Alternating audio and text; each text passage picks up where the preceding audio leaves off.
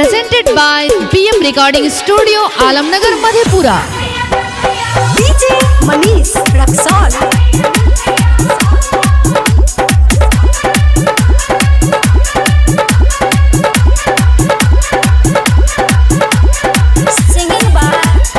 Singing by Rajiv Rangila.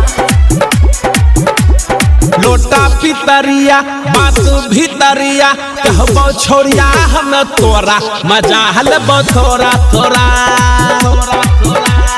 लोटा पितरिया बात भितरिया कहबो छोड़िया हम तोरा मजा हलबो थोड़ा थोड़ा। लग में तू बैठा दे देह में तू सट दे मजा तू लब दे मन से।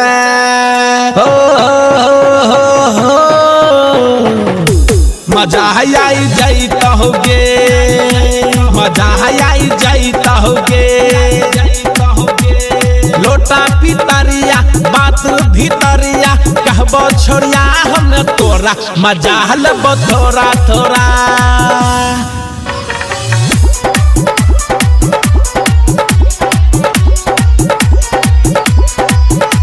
Mixed by Balbhadra Singh.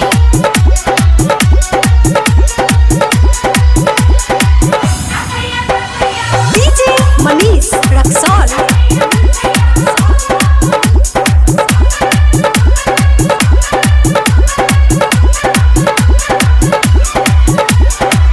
एगे मिलतो न हमरा जैसन केतनो तू खोजबे छौरा। कैसे लेबो पंजा में तोरा बनाइल दिल के राजा। एगे मिलतो न हमरा जैसन केतनो तू खोजबे छौरा। कैसे लेबो पंजा में तोरा बनाइल दिल के राजा। गोदी में सुतई बोगे ठोर तोरा चुसबोगे गाल काट ले बहु दत से। गे गे गे गे गे मजा आई जाता होगे, मजा आई जाता होगे। लोटा पितरिया बात भितरिया कहबो छोड़िया हम तोरा मजा हलबो थोड़ा थोड़ा। Presented by PM Recording Studio, Alamnagar, Madhepura.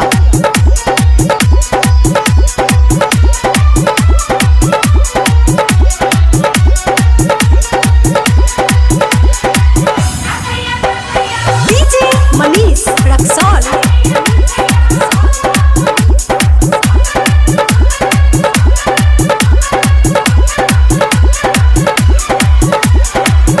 हेगे बैस गेली दिल के भीतर छोड़बो नहीं आई छौरी। संजय सजनवा कहे छो तोरा रंगीला बनतो जोरी। हेगे बैस गेली दिल के भीतर छोड़बो नहीं आई छौरी। संजय सजनवा कहे छो तोरा रंगीला बनतो जोरी। तिलक बचाई बोगे दुल्हन बनाई बोगे मांग तोरा भरबो सिंदूर से। हे गे बाप ससुर बनता होगे, मजा आई जाता होगे। लोटा पितरिया बात भितरिया कहबो छोड़िया हम तोरा मजा हलबो थोड़ा थोड़ा।